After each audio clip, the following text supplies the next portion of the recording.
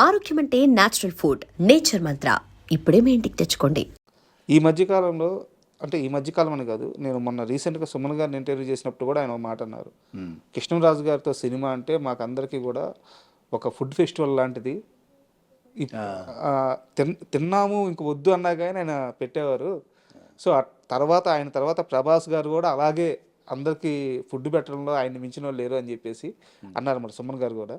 So ఈ మధ్య మనం చాలామంది వింటున్నాం ప్రభాస్ గారు ఫుడ్ పెడితే అయ్యో బాబాయ్ తినలేక తెచ్చిపోతాం. మొన్న కూడా ఆయన మన మలయాళం హీరో ఆయన కూడా అన్నారు కదా. మీకు అలాంటి ఒక ఎక్స్పీరియన్స్ ఏమైనా ఉందా? నాకు అట్లాంటిది మేము మ్యాక్సిమం చేసింది ఎక్కడబ్బా, వైజాగ్లో ఆ రోడ్ల మీదనే మేము చేసింది. మా క్యారవాన్ మేము రోడ్డు మీదనే ఉండేటోళ్ళము.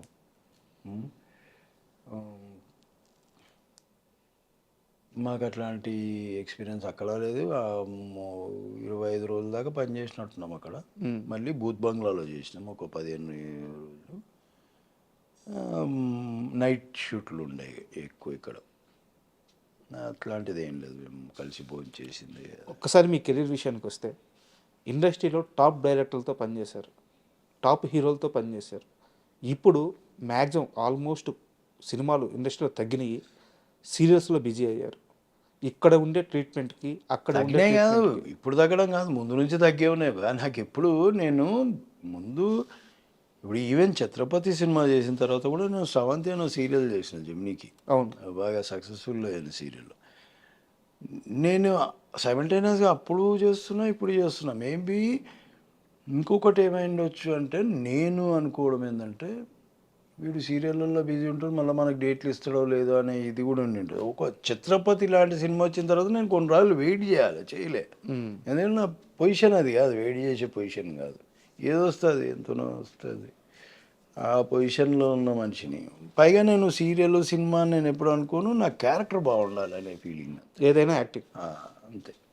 సీరియల్ సినిమా అంటే చాలామంది చెప్పే కంప్లైంట్ ఏంటంటే, నేను సినిమాలో స్టార్ హీరోలతో పనిచేసేటప్పుడు నన్ను ఇలా ట్రీట్ చేసేవాళ్ళు, సీరియల్కి వెళ్తే నన్ను ఇలా ట్రీట్ చేస్తున్నారు, అందుకని నేను సీరియల్స్ చేయను అని చెప్పేసి చాలామంది యాక్టర్స్ చెప్తా ఉంటారు. అవునవును, వాళ్ళు చెప్పేది న్యాయం, నిజమే వాళ్ళు మాట్లాడేది. నిజమేనా?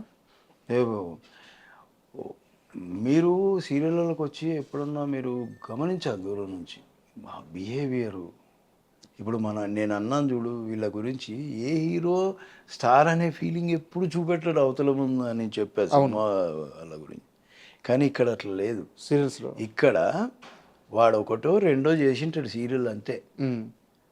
అసలు వాడి యాటిట్యూడ్, వాడి నడకలో, వాడి ఫేస్లో తెలిసిపోతుంది మనకి. పొట్ట కోస్తే ఒక్క 2 లైన్లు చెప్పలేడు వాడు ప్రాంప్టింగ్ లేకుండా. 10 ఎక్స్ప్రెషన్లలో ఒక్కటి కూడా పర్ఫెక్ట్ ఇవ్వలేడు ఎక్స్ప్రెషన్. వాళ్ళందరినీ హీరోలను చేసి తీసుకొచ్చి పెట్టిడ, ఆ భాష ఈ భాషలో తీసుకొచ్చి పెట్టి వాళ్ళకి ఏం తెలుస్తుంది వాళ్ళకి. కొందరు నేను సీనియర్ యాక్టర్లను చూసినా సీరియల్ చేస్తున్నారు. వాళ్ళకు ఇప్పుడు నేను అనేది ఏంటంటే, ఇప్పుడు వాళ్ళకి రెస్పెక్ట్ ఇవ్వాలి మనం. ఎన్నో సినిమాలు చేసి వచ్చి నువ్వు అసలు సినిమా గడప కూడా దొక్కలే నువ్వు. వాళ్ళు అట్లాంటిది 200-300 సినిమాలు చేసి వచ్చిన వాళ్ళు అంతే కదా. అది మనం చిన్నప్పటి నుంచి చూస్తున్న వాళ్ళకు కూడా నువ్వు రెస్పెక్ట్ చేయకపోతే ఎట్లా? ఇంకొకటి, ఈ మిస్టేక్ నేను ఓన్లీ హీరోలది ఇక్కడ ఇప్పుడు కన్నడ నుంచి వచ్చిండ్రు, తమిళనాడు నుంచి వచ్చి, నేను వాళ్ళ గురించి నేను మాట్లాడుతున్నాను. మన దగ్గర మన మనుషులు కూడా అట్లనే ఉన్నారు, మన మేనేజర్లు అట్లనే ఉన్నారు, మన డైరెక్షన్ డిపార్ట్మెంట్ అట్లనే ఉంది. వాళ్ళకి ఇచ్చే మర్యాద ఇక్కడున్న ఆర్టిస్టులకు ఇవ్వట్లే. ఇట్లాంటి వానికి ఇస్తారంటే భయానికి ఇస్తారు. వాడు రాగా సార్ చెప్పండి సార్ బోలియే సార్ ఇది ఉంటుంది వాడిని. ఎందుకు వాడిని నెత్తినెక్కడ ఇంకా ఆడ అని చేస్తే నువ్వు క్యాజువల్గా ఉండు. నువ్వు ఇప్పుడు మనతో ఎట్లా క్యాజువల్గా ఉంటున్నావు అట్లనే ఉండు. ఇప్పుడు ఇట్లాంటివి ఉంటాయి నాకు. ఇప్పుడు అంటే ఇట్లాంటివి నేను చూస్తుంటా గమనిస్తుంటా, అది నాకు నచ్చదు. ఈ అమ్మాయిలు కూడా అంతే, వాళ్ళని పట్టుకొస్తారు, వీళ్ళని పట్టుకొస్తారు, వాళ్ళ బిహేవియర్ అంతే ఉంది. మనోళ్ళే చెడగొట్టిరా సగము. ఇప్పుడు మన సినిమాలలో కూడా మనం బయట వాళ్ళని పట్టుకొచ్చినప్పుడు మనతో మాట్లాడే విధానం వేరే ఉంటుంది, వాళ్ళతో మాట్లాడే విధానం వేరే ఉంటుంది. మన దగ్గర జీ సాబ్ బోలియే సాబ్ బో సాబ్ సాబ్ అంటే ఆడు నీలుగుతాడు. ఇక నువ్వు మామూలుగా ఉంటానని నేర్చుకుంటే. ఎప్పుడైనా ఇరిటేషన్ వస్తుంటుందా ఇలాంటి బిహేవియర్ చూసి? అయ్యో ఇరిటేషను, నేను సీరియల్లో చాలా ఇరిటేట్ అవుతుంటున్నాను. ఉమ్. ఒక్కడికి కూడా ప్రొఫెషనలిజం అనేది ఉండదు. మనం సినిమాలు చేస్తుంటే ఒక సీన్ కోసము వన్ మోర్లు ఆర్టిస్టులు ఇన్వాల్వ్ అయ్యి డిస్కస్ చేసుకొని, అరే నువ్వు ఇట్లా కూర్చో, నేను ఇట్లా, నీలా బాడీ లాంగ్వేజ్ దగ్గర నుంచి ఇంత హోంవర్క్ చేస్తే వాళ్ళ దగ్గర ఏముంటుంది? నువ్వు చెప్తున్నావు ప్రాంప్టింగ్, నేను అరుస్తున్నా అంతే, నీ మాడ్యులేషన్లోనే అరుస్తున్నా. నాకంటూ వ్యక్తిగతంగా ఏమి ఇండివిజువాలిటీ లేదు, నేను ప్రూవ్ చేసుకుందామని ఏం లేదు. నీలాంటి ఆర్టిస్టులకు అవసరం లేదు కదా ప్రాంప్టింగ్. నాకు అవసరం లేదు, వాళ్ళకి చెప్తాను. నాకు ఇరిటేషన్ వస్తుంది, ఇన్వాల్వ్మెంట్ ఉంటుంది. ఇప్పుడు మీరు నాకు సీన్ చెప్తున్నారండి, నేను సీన్ వింటున్నాను, నేను కూడా డైలాగ్ అనుకుంటున్నాను. ఇప్పుడు 5 మంది సీన్లో ఉన్నారు, 5 మందిని పిలుస్తారు, వాళ్ళు సీన్ చెప్తుంటారు అందరికీ. ఒకడు ఫోను, ఒకడు గిల్లుకుంటా, ఒకడు సొల్లుబాగుడు, వాళ్ళు అమ్మాయిలు అబ్బాయిలు, ఈడు ఒకడు ఫోను. ఇంకా వాడు చెప్పేటోనికి ఏం ఇంట్రెస్ట్ ఉంటుంది? నువ్వేం చేస్తావు, ఇట్లాంటి దాంట్లో ఇరిటేషన్ రాదా? ఇప్పుడు నేనేమన్నా తిట్టినానుకో, పొరపాటున ఇక్కడ దాకా వచ్చి ఆపుకున్న సందర్భాలు ఉన్నాయి. ఎందుకంటే అరే ఈ సీనియర్ కాబట్టి అనేసిండు మనని అని అనుకుంటే, ఎందుకులే వీళ్ళు దరిద్రులు ఇంతే, వీళ్ళు మారరు, మనం ఎందుకు వీళ్ళ గురించి, మనమే మారితే అయిపోలే, పట్టించుకోకుండా వదిలేస్తే వాడిని వాడు నాక్కుంటాడు. రేపు పొద్దున ఒక సీరియల్ చేస్తాడు, 2 సీరియల్ చేస్తాడు, 3వ సీరియల్ మర్చిపోతాడు. మరి లాంగ్ టైం సస్టైనిటీ అయితే ఉండదు ఇలా అయితే ఉండదు. నీకు భక్తి అనేదే లేకపోతే నువ్వు ఎట్లా బాను?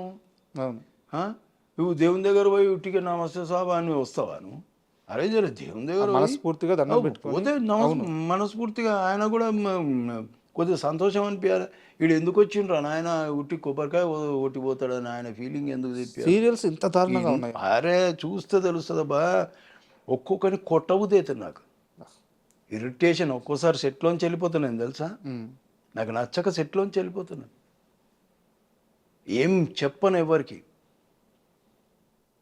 పొట్ట కోస్తే ఒక 2 ముక్కలు, ఈవెన్ మన తెలుగు వాళ్ళు కూడా సేమ్ 2 లైన్లు ప్రాంప్టింగ్ లేకుండా చెప్పలేరు. క్యూ డైలాగ్ ప్రాంప్టర్ చెప్పాలండి నాకు, మీకు క్యూ డైలాగ్ కూడా ప్రాంప్టర్ ఎట్లా చెప్పాలి? జస్ట్ 1 వర్డ్ కదా, క్యూ 1 వర్డ్. అవును, అక్కడ నుంచి ఇక్కడ రారా అని, అది కూడా అక్కడ నుంచి ఇక్కడ రారా అని వాడు స్టార్ట్ చేస్తే వీడు స్టార్ట్ చేస్తాడు. ఇంకేం భక్తి ఉంది, ఏం నేర్చుకుంటా అంటే, నీకు పైసలు వచ్చినాయి సార్, నా పైసలు నాకు వస్తున్నాయి, బస్ కథం, నా స్టైల్ నేను కొడుతున్నా, నా మేకప్ నేను మంచిగా కనిపిస్తున్నానా లేదా స్క్రీన్ మీద, నేను మంచి బట్టలు కట్టుకున్నా లేదు, ఇది తప్ప భక్తి అనేది లేనేలేదు. మనోళ్ళకి లేదు, బయట వాళ్ళకి లేదు. ఇది చాలా భయంకరమైన నిజాలు. సీరియళ్ళల్లో ఉన్న అసంతృప్తి ఏదైనా ఇట్లాంటి మీరు చూస్తే తెలుస్తుంది. ఇప్పుడు నేను చెప్తే కాదు, చూస్తే మేబీ నాకంటే ఎక్కువ నోటీస్ చేయొచ్చు మీరు. నేను ఒక్కోసారి వేరే పనులు ఉండే అంత నోటీస్ చేయనేమో అట్లా. అందుకని నేను వీళ్ళతో కూర్చొని వెళ్ళిపోతా, ఉంటే రూమ్లో కూర్చుంటా, లేదంటే పోయి కార్లో కూర్చుంటా. ఇట్లాంటివి ఉన్నాయి. సీరియల్స్ ప్రస్తావన వచ్చింది కాబట్టి ఒక క్వశ్చను, కీర్తి భట్ మీ కూతురు, అవునవును, ఇప్పుడు ఎలా ఉంది రిలేషన్? ఇప్పుడు నాకు ఆమె ఫోన్ చేయక చాలా రోజులు అయింది. మొన్న మధ్యలో నాకు చిత్రమందిలో కలిసింది, ఒక 2-3 రోజులు పక్క సెట్లో ఆమెది నేను మాట్లాడుకొని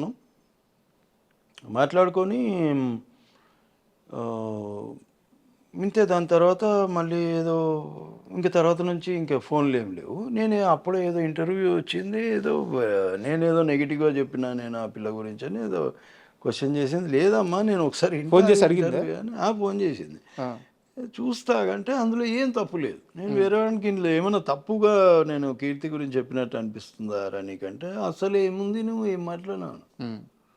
దానివల్ల ఏదో మరి ఆ పిల్ల తనకు మరి ఎందుకంటేందో తెలియదు, కొద్దిగా బాధపడ్డట. సరే ఒకసారి మాట్లాడినాం, 2 సార్లు మాట్లాడినాం, తర్వాత నేను మాట్లాడలేదు.